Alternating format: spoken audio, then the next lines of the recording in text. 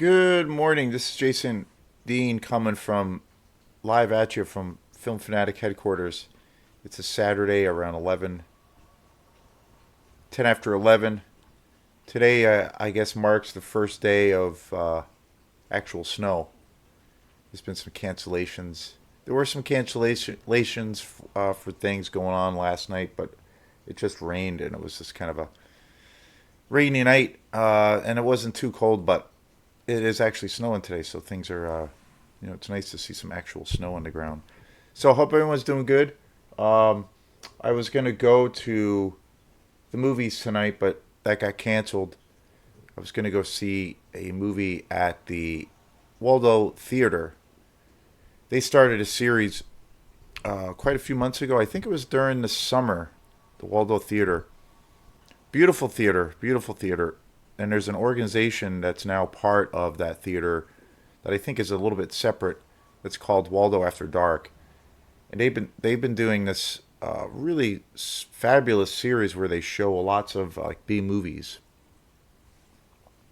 and it's like $5 or $10. You go in, and a couple of the movies I had heard about, but most of the movies a good portion of the movies I hadn't seen before.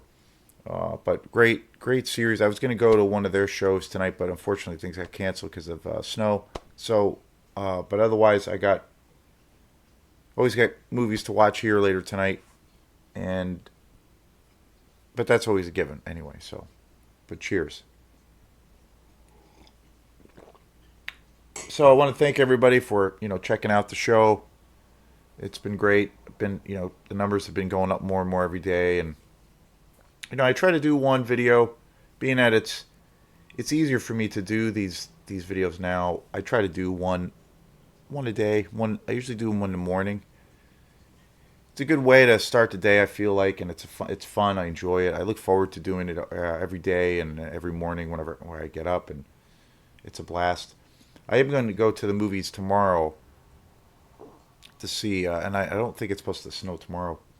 But anyway, I'm going to go see the new Avatar. After all the talk and everything, it's playing locally, so I'm going to go see it in 3D. So I haven't seen a 3D movie in a super long time. I'm kind of excited about it, but I'm kind of also a little bit indifferent about it. I do want to see it, at least from a visual standpoint, and especially 3D. I think that will be onto itself will be worth the experience. I don't have like super huge expectations, but I try not to go into films with, big expectations. But generally, and I'll probably do a review of it. I'll probably do a review. My plan is to do a review like right after the show when it's fresh. It's a long ass movie. It's like 3 hours and 10 minutes. I love movies that are long. I mean, especially if they're if they're great and I'm into them. I mean, I did a show on The Godfather, my favorite film of all time, and that's about the same amount of time. Really, that's just about 3 hours. And it's the definition of an epic, epic film. And to me, every frame of that movie is engaging. It doesn't. It never drags. It never slows. I'm never like, oh, what time is it? Okay, I got things to do, or it doesn't matter. Whenever that movie's on, that's one of those things of where everything else outside of that situation kind of stops, and that kind of becomes a priority because I love that movie so much. And I did a show on James Cameron. I did a specialty show about just James Cameron and kind of his career, mostly focused on his earlier work, which I really love, and then also with the whole Avatar craze. And then I did a review because there's been so much talk of Avatar. I did a review and I rewatched it. I actually finished it again last night, and I watched Avatar, the first one. Came away with the same feelings with it. I thought it was thrilling, especially the last act, the last 35 minutes. Pretty some of the action in it was just incredible. But kind of came away with the same feeling. So I'm gonna see what this is like. I want to experience it. I want to see it. So I want to. It's I think one cool thing is like he's making movies. I think James Cameron has definitely set out and has been set out probably most of his career, but probably even more now because of the strange days we're living in. He has, definitely set out to make movies that you need to go see in a theater, and you have to have that experience. And I think that helps. When people pay for those kinds of films to have that experience, it helps the whole film community. I think in the end, I think it really does. I think it really does affect everything for the positive, in a positive light, as far as where theater goers and especially companies, film chains, you have your mom and pop stores or you have your bigger companies, but basically the general it gives that good feedback that people still want to see movies and that there's still a market for that. Just like going to see live music or going to an actual restaurant to get food as opposed to just getting food online or whatnot.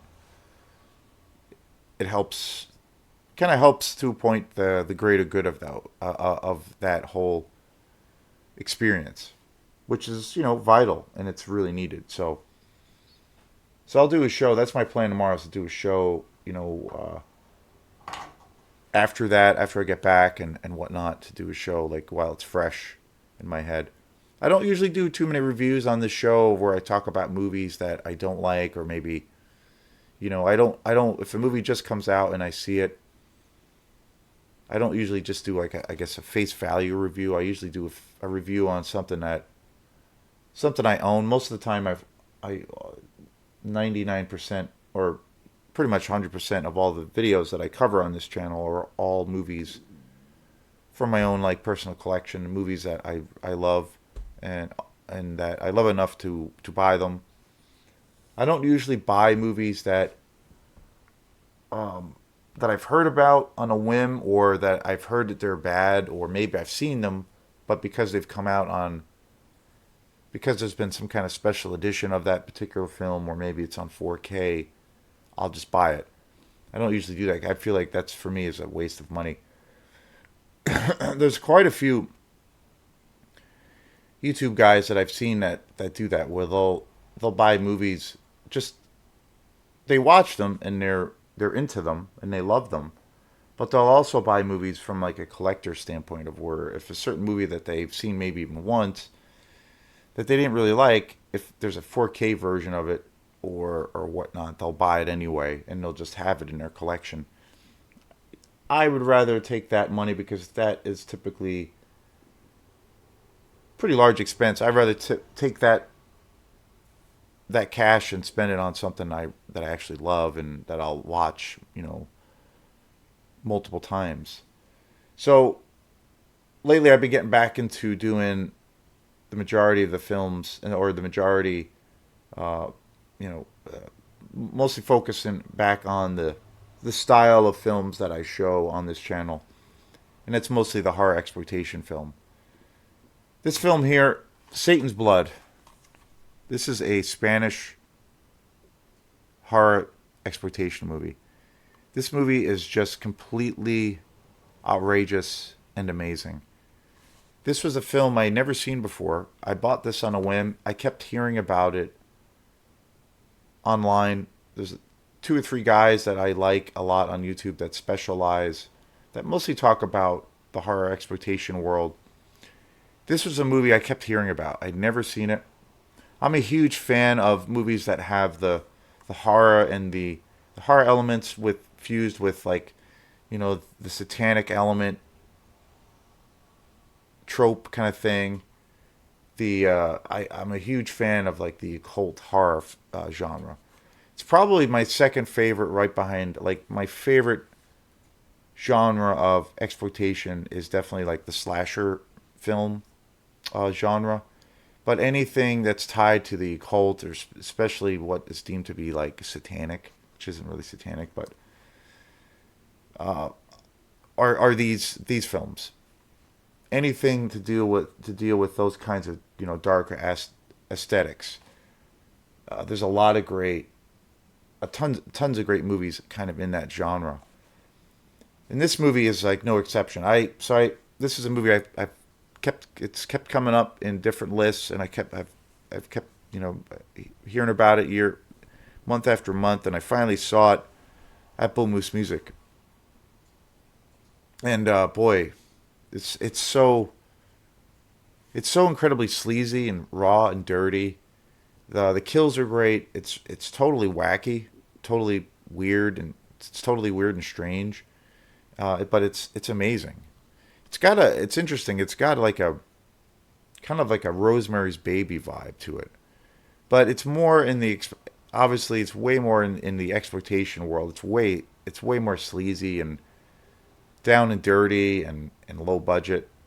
The packaging is awesome. There's a lot of great special features on here.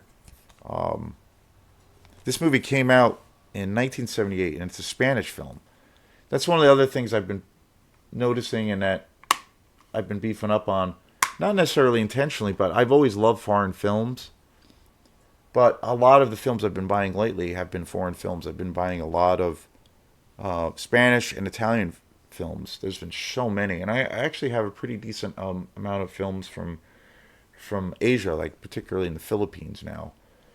It's amazing since I've been diving more and more into this whole style of filmmaking.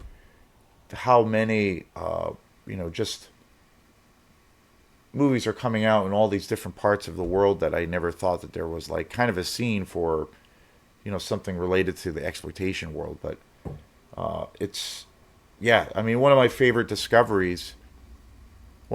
discoveries is James Franco. I've definitely, there were a few of his movies that I saw as a kid, but I didn't really know of him as a director. And lately, I've been buying his films, and he's a real famous Spanish exploitation director. Did a lot of horror films, but he also did giallo films. He did some science fiction. He kind of crossed out a different. He went to different genres, but everything is definitely under that guise or under that label of like everything or everything or related to exploitation. I mean, definitely everything had a real low budget, but he's been probably one of the biggest and one of the most extraordinary discoveries I've had as a director. I mean, it's just astounding how many films he's had. He's Spanish, and so I've been buying his films. So that's been really cool. One of the other cool things too, and that comes with this disc, Satan's Blood, is you have the option to watch it in its original language, which is Spanish, with English subtitles. A lot of these films, when they came out, especially the foreign films, when they were released in the theater, like back in the days of the grindhouse, cinema period, and drive-ins and all those times during the 80s and 70s, a lot of the times they were like the dubbed American versions. And then also when the age of VHS came out, they were a lot of those translations or a lot of those versions of those films were kind of lost, and due now to all of this, this whole like renaissance that we're living in, you have all these options to watch them in their native tongue, and I prefer it because so every time I buy, a lot of the movies I've been buying over the last couple of years or the last year have been a lot of foreign films, and the best thing is that they all come with you know subtitle features. So I always go with watching the one in its native language. This one, Satan's Blood, was no exception. I feel too in my experience watching movies, especially European movies that are dubbed, or there might be some kind of American, like maybe one or two American versions. I find when I watch those versions, like I do love watching films that are dubbed to a degree because there's an added kind of charm to it, and it can be really kind of funny and add this uh, I don't know, almost comedic quality to some of the films. But the actual story, I find, if you have that option, obviously some films you don't have that option. there's a few Spanish films that I have that were there's only the dubbed version that you can get, and also a few Italian films. But for the most part, you have those options. But I find when I compare the two, like say if I watch a movie in Spanish and then American, one in particular, one great example is a really amazing movie that I covered way back when called Pieces, which is like one of the best like exploitation slasher movies ever made. And that's a Spanish film, and that has the option to watch the American version and also the Spanish version. And to me, watching the Spanish version, it's night and day. You lose a lot of the narrative of the story, as you know, if you watch strictly the American version. I find sometimes scenes are actually even cut out, and certain things are shortened. But the dialogue, the overall story, the narrative, a lot of the times is kind of lost in translation, at least in my experience. But if you watch the film in its original language with English subtitles, it seems to be a lot more cohesive and makes more sense. And also, too, there were a lot of American, or a lot when a lot of these films came to America and were shown, there were a lot of these films that were cut, through because of censors or various companies, that were distributing these movies, or that bought the rights to these films. They wanted to shorten the films, or they wanted to just not get an X rating back at that time, because that was during the time when, the dark time of censorship. Censorship was a thing, with the video nasties, where these films were outlawed, basically. So a lot of these films were not, were not able to be shown. And during that time, a lot of these other exploitation movies came out, and a lot of them were cut down. The violence and the gore factor was definitely, taken out of some of the films, or deeply edited. But with a lot of these new reissues of these classics, you get the fully realized movie, and the full you get the full picture of what the movie is about, and there's no cutting, there's no editing, and so it's pretty awesome. So I always go for the original version if that's an option. And again, this came out in 1978. It's a Spanish film. It was directed by Juan Piquer Simón. The art direction in this film is great. It all takes place in this like beautiful, super creepy like mansion. It's almost like a castle. And the art director was Juan Piquer Simón, also the same guy. It's a beautifully shot movie. It's got such great atmosphere. I've always talked about that in a lot of these videos. Like, one of my favorite attractions to a lot of films is like, if the film, even if like say doesn't necessarily have the best dialogue or the best writing or the best acting, and maybe even if the kills, like particularly if it's a horror exploitation movie, if the kills are like, maybe these quick cuts, or there's not, it might not be quite as gory as you expected. If the film has like this atmosphere where it pulls you in and you feel like, you're kind of in this environment, I almost go for that kind of allure. Like that to me is almost more attractive than any other aspect of these films. If it pulls me in and I'm like drawn into it because the universe and this world is just oozing with atmosphere, that to me is a huge selling point for me. This movie was a real underground film. It was as far as I know, it actually was a pretty successful movie when this came out. I don't think it had a long run. And it came out, like I said, in '78. And I don't think it had necessarily the biggest run like as far as theatrical release. And Juan Piquer Simón, which is crazy, I didn't realize, I just brought up Pieces. He actually directed that also. It's the same director. Wow, I didn't realize that. Which totally makes sense because they're similar in styles. They're both like super sleazy. and he's both most well known, I guess.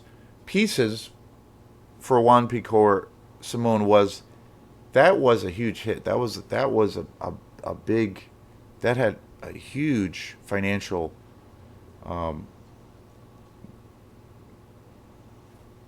hit when it came out. It was a big movie for this respected genre.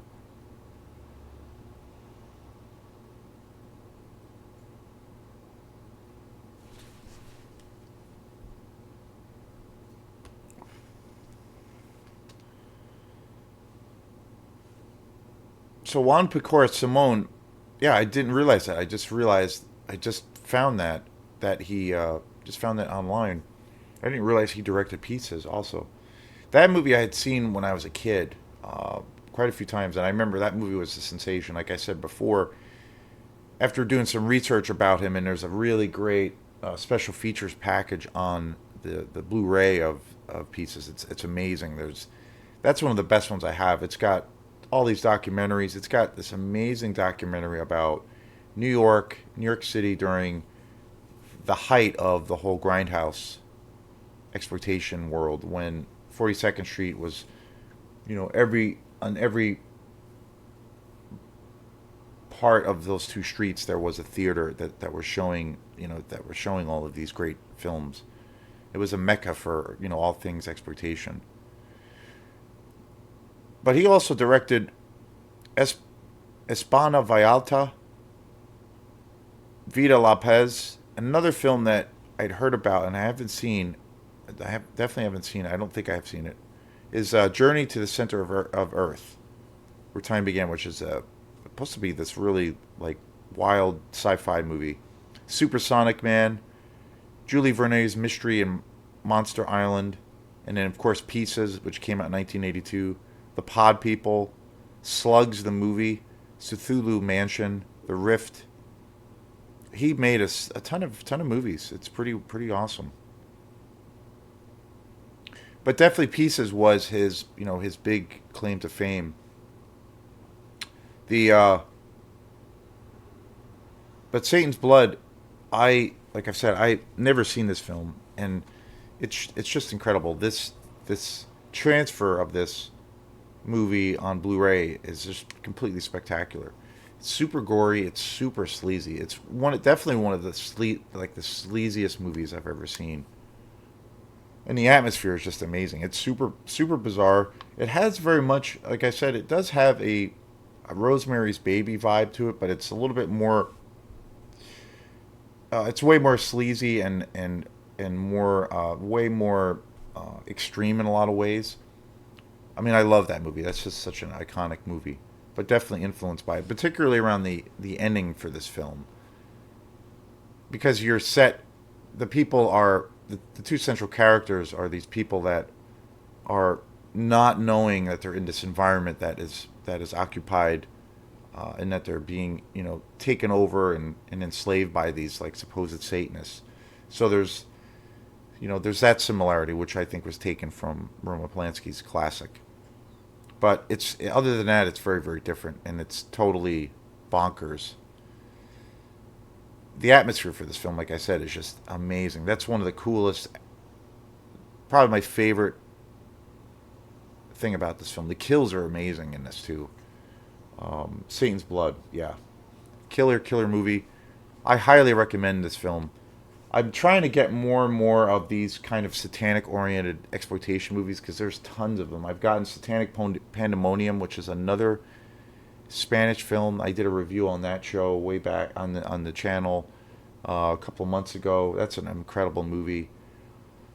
So I'm starting to buy more, trying to get more films in that genre because I love that genre along with the slasher genre. Those are my two favorite styles in the world of exploitation. So yeah, super fun, super fabulous, and yeah, I highly recommend this movie, Satan's Blood, 1978. Amazing Spanish film. You won't be let down by this. This delivers on so many levels. So thanks again. This is Jason Dean, and we'll see you next time. Have a great day. Peace.